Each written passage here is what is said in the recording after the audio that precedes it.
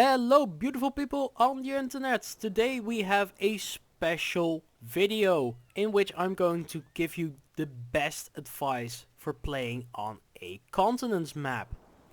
This is a video where you are going to learn a lot about when to get sailing, when to invest in specific technologies, but also just what to do with your units. And it is really a great video. Just you'll get to see a couple of games in which I really explain and go over some of these points. So if you like this kind of video and you want to learn more about, for instance, small maps or drylands, or maybe a very huge map with playing against Polaris, I don't know, leave me a comment. Also, make sure to hit the like and subscribe button, and I will go right into this guide. Alright, let's get right into this game here that we're going to take as an example what to do with continents. And I'm playing Zabasi here. It's not the best tribe for the continents matchups. And our opponent is playing Bardo, which is maybe as good as Zabasi. And maybe I'll give another example game. Yeah, so let's just take a look and we will cover some tips up during the gameplay. So also audio should be fine again. Hopefully you can hear that, and it really makes my life a bit better. So let's get right into this. So of course you want to upgrade your capital turn 1 if you are playing a turn 0 tribe. It is advisable of course that you play such a tribe because they're just better than the other tribes. Opponent does the same thing. Logical stuff. We are getting a bit lucky because there were no indicators for resources. But yeah, we find another village. We just went to a corner where we had the most folk tiles to be discovered. So yeah, that's kind of a great lucky find. And yep. So just train another warrior of course. Opponents, what did our opponent do here? Okay, they did something strange. That's completely fine. I mean, we are all under pressure when playing live games, so don't worry. Misclicks can happen. Or maybe this was some kind of completely new strategy. So we take an explorer here. Usually you want to have a general idea of what your continent looks like. Because if you don't have the landmass to support an explorer, why would you take an explorer if you can't go on the water, right? So for Kiku maybe that's different because they can get onto the water really quickly, but generally though you want to just take an explorer if you can have vision on land. If you do suspect that there is no land whatsoever, just take workshop, honestly. Never underestimate the power of a secondary workshop. Get a bit lucky here, get the lighthouse as well. Unfortunately, we don't know exactly what our opponent is doing yet, so that's a little bummer, but it's fine. See, maybe they just wanted to do some trickery with these villages. They do get to this other one a little more quickly than usually. Upgrade that city, of course. Never forget, if you can upgrade your level 3 village city and it costs you fewer than 5 stars, you should usually just do that. That's what you want to do, of course, as always. And what you want to do, now that I'm thinking about this, what is very important is that you don't rush into a navy. Of course, you want to get onto the water, but you need to have economy for that first. See, building a port costs 7 stars, and researching this technology also costs 6 stars in this case. And we don't have the economy for that, so why rush and do that if you can also not do that and give yourself a better chance? Now, Sabazi is a little unique in this regard, since they have the farming technology which allows them to basically upgrade all of their cities. But for instance, Bardor here, they need probably organization as well as their usual starting tech hunting to get most of their cities upgraded.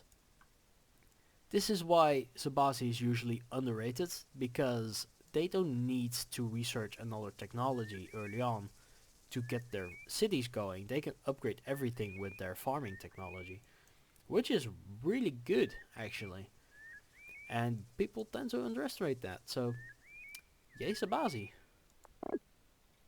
Here we get writing. You see, the interesting part about getting writing on a continent's map is whether to do it or not.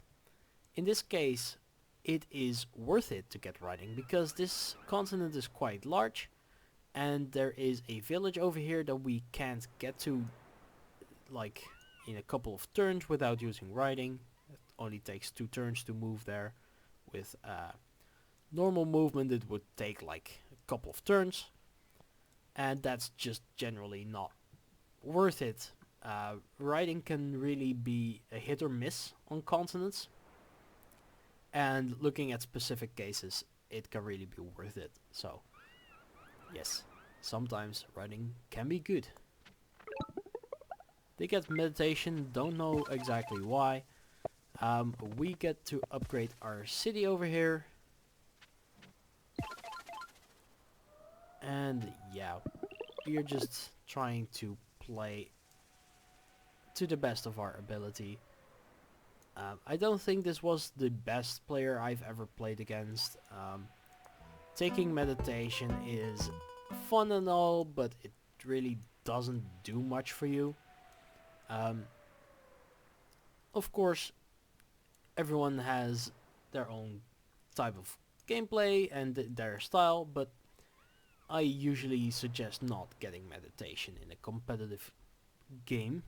So maybe they were just trying to cook up something like a smart plan, but what you want to do, is just generally follow the logical game plan. Philosophy is a very powerful technology, I will give them that, and they might have been able to benefit from that in the late game, but they may have been better off just getting organization, and from there they could have gotten sailing and fishing, and from there they should be fine. We got a veteran swordsman, which is very nice, and what we do here is we get another explorer. Basically what we want to do is we need to make sure that either we can get onto the water as quickly as possible. I did make a misplay here, don't talk about that, but you want to make sure that you can get onto the water, but also whether or not you can use your units to do other things. See, for instance, there's one unclaimed village over here, but they are going to get to that first, probably.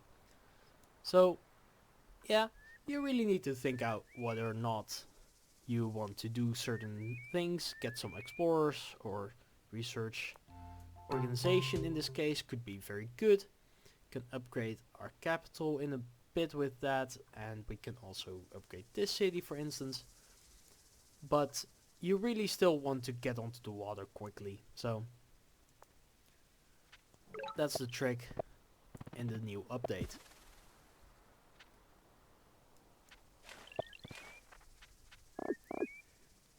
See, here I still get riding because, and use them as well, because we are already getting onto the water, but maybe we can get this village out of the hands of our opponent, so even the one village advantage can really snowball into the rest of the game.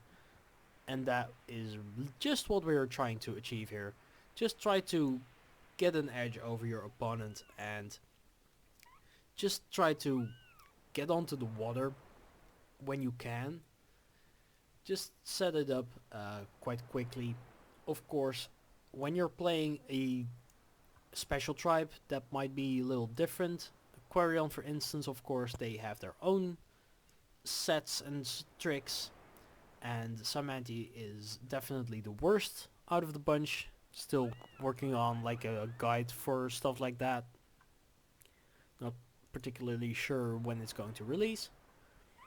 But yeah, you really just want to get onto the water, but also not lose track of the land. Here our opponent gets fishing.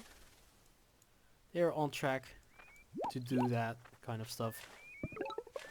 And of course we still want to find a way to get onto the water and get an advantage over our opponent here, just so that we can somehow sometime break through and run away with the game. Also a smart move here, little tricksy. We are going to get this rider up to this mountain ruin because we have vision on them, and we know that they are not able to stop us from getting that. Just try to squeeze out all of the advantage that we can. Opponent gets onto the water finally, and they get riding, don't know why. Here we can definitely keep this village because our opponent messed up, and yeah.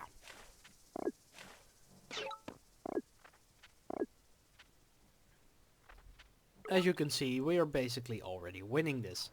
So that is one example game that I have to show you. So another example game I have prepared for you guys is a mirror match between Imperius and Imperius. And yeah, this is also a very interesting game that really shows how to get onto the water and how to not get onto the water. Makes you make use of the map as best as you can, because if you don't, you're going to get absolutely wrecked. Right, so let's get into this game quite quickly. I'm going to skip over the first couple of turns. Yeah, that's not too interesting. We both get a workshop, I believe, in our second village. As I said before, that can really just be good. And compare our situation to their situation here. We took hunting, and they took the sailing technology. And what the difference is here is that we are just focusing on getting our own continent up and running, whereas our opponent is trying to expand quickly. And expanding quickly is usually the best thing to do, but in this case you might run into an issue, because we can keep upgrading our stuff, get some use out of a warrior here that we can get onto the water next turn, and we do have just a little bit of an advantage at the moment. We have 1 star per turn more than they do, and that might not seem like much, but 1 star per turn can really snowball. Get the first port cooking. We get a veteran swordsman that's not going to do much for now. And they get strategy, which is a bold strategy to say the least. It is usually a very good technology for continents maps because you can get your shields into the boats which are going to have more HP than they do. The warrior boats, I mean. So, yeah, that's usually a good choice, but in this case, I would rather just have gotten the fishing technology because that allows them to upgrade their capital, and yeah, that also allows them to upgrade the city over here, as well as this guy over here with just a port, not needing fishing for that specifically, but still, they get fishing here.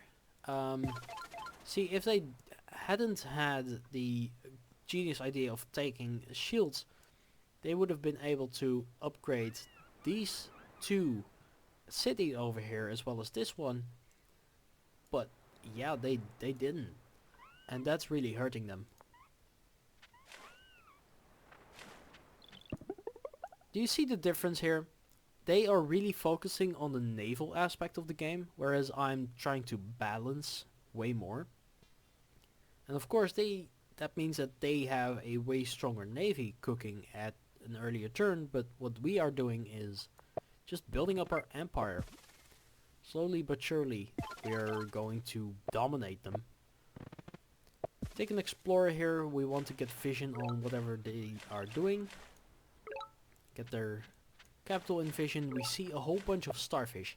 Now the starfish are also incredibly important for the later part of the game, because they can really boost you into the mid to late game, and you want to get them as quickly as possible. But once again, don't lose track of what is happening, because if you try to overextend into the starfish, your opponent can just kill your units, and that is not what you want to do. Resources. See, very calculated moves are bringing us towards the later part of the game. We want to slowly but surely build up our economy, as well as building up our other stuff. As you can see, our economy is 12 stars per turn, whereas they have 9 stars. Even though they have one city more than we do, we are actually winning on the economy front. This is what I mean with the starfish. There's a whole bunch of them, but there's also a village over here, and if they can get that, there's a whole continent over here. They can basically get that for free.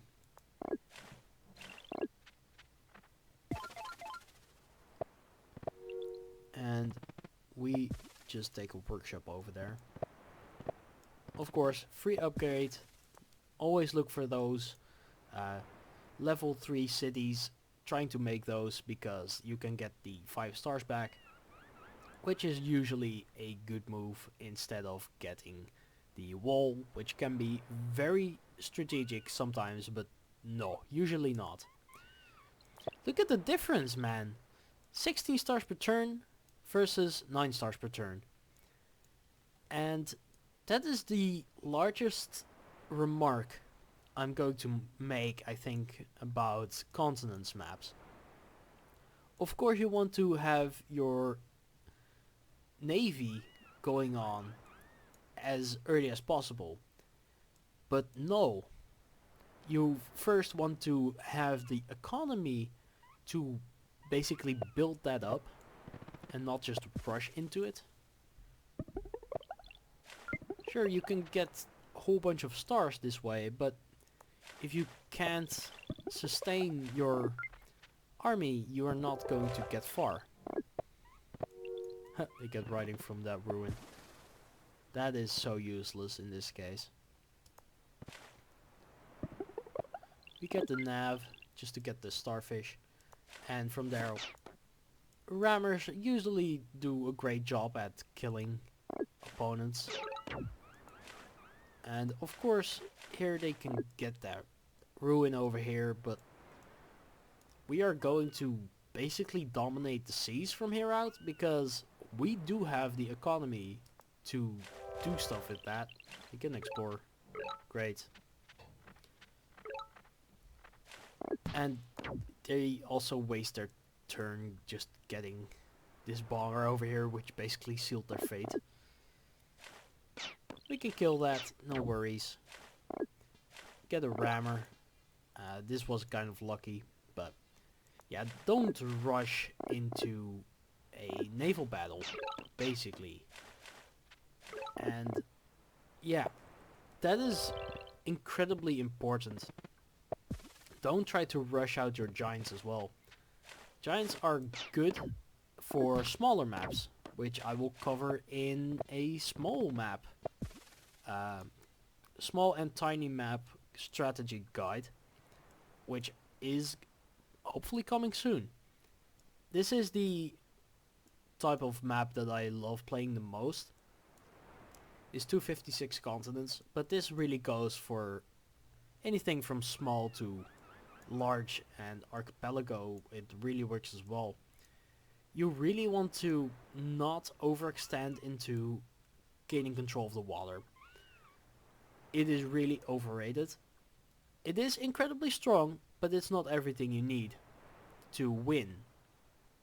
So make sure to understand when to get sailing and when not to do that, and when to focus on riding instead.